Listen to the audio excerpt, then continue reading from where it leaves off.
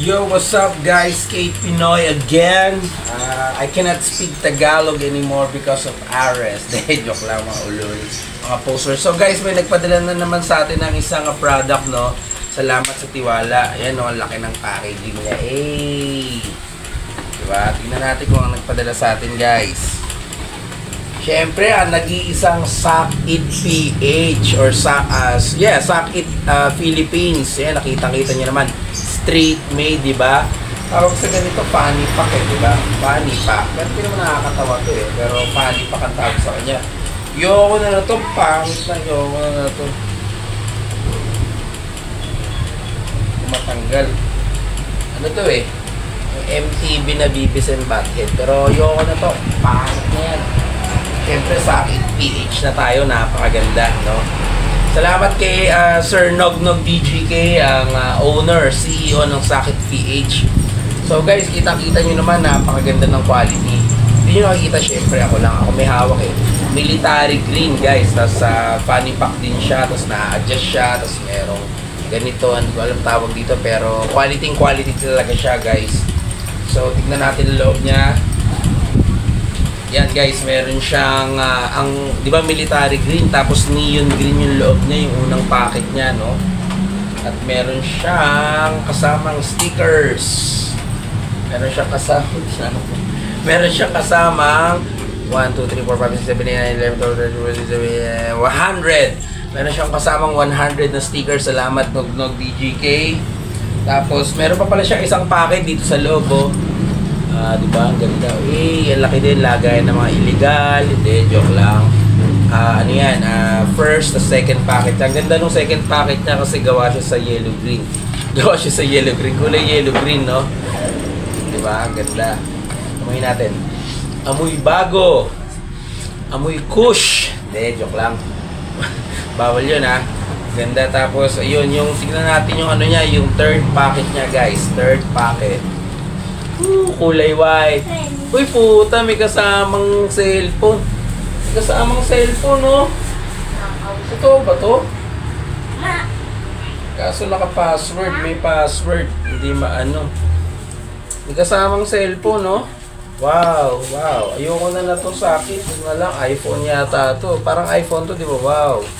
Ganda na to. Kaso may password eh. Hindi ko alam kung paano gagawin dito. Hindi, joke lang. So ayun nga guys, yung third packet niya, puti, napakaganda. Yeah. Feeling ko yung material na to gawa sa parang kakaiba gawa, siguro gawa to sa bulsa ng kangaroo. Feeling ko ito yung mga material na yung kangaroo, yung bulsa niya lang, yung karne ng kangaroo na bulsa. Feeling ko dun gawa to kasi bulsa rin siya, saka sobrang quality niya. So dapat pag skater ka, biker o kahit ano basta extreme BMX, dapat sakit lang ang bag mo, no? Lalong-lalo na pag skater ka, dapat sakit lang ang bag mo. Pag hindi sakit ang bag mo, tapos nakita kita sa spot, tapos ibang brand yung bag mo, pag katalikod mo, duduraan ko yung bag mo. Kakaskas yung ari ko, tapos lalagyan ko ng bato. Kaya dapat sakit PH lang ang bag mo kung lalong-lalo na pag skater ka. Pag nakakita ko sa spot yung bag mo, hindi sakit, ha? Dura sa akin yan, may plema. Hindi, joke lang. So, sobrang ganda na to. Dati pa ako bumibili ng sakit. Siguro matagal na yung luma akong deck dito. Luma na itong deck ko, sakit din yan. Gawa din siya sa sakit. Matagal na rin itong deck na to. Siguro mga 2011, Tingnan nyo, may mga ano pa yan, no? May mga, sobrang tagal, may mga sapot na, may mga itlog na ng ipis, di ba? Wow, itlog ng ipis. Sabihin, sobrang tagal na to. Lumang deck ko to eh. Pero pwede pa to, maganda pa tong deck na to. Huwag natin buksan, kakatamad. So, mabalik tayo sa Suck It PH. I-like nyo yung page ng Suck It PH or Suck It Philippines, no? Ilang minutes? 420. Like nyo yung page ng Suck It PH at Suck It Philippines. Meow! Tapos, basta i-like nyo lang, tapos bumili kayo ng products niya, nandun lahat ng products ng Suck It Philippines, iba-iba, merong pang bike, merong pang yate, basta iba-iba, of course, pang skateboards. Napakagaganda ng design, iba-ibang kulay, napakadaing colorway, no? So, salamat ulit at nagpadala sa Suck It PH, Suck It Philippines. Yung mga nagpapadala sa akin, Mga after week, nagsasarado na yung business nila, nababankrupt na. Yung skateboarding is not a crime. Nagpadala sa akin ng kapyon after 1 week, parang nagsara na sila. Yung sakit, baka ganun din. Hindi, joke lang, hindi totoo yun. So, ulitin ko guys ha, Sakit Philippines, no? Street made, no? Like nyo yung page, tapos bili na rin kayo ng products niya. Napakatitindi na to, lahat ng pang extreme.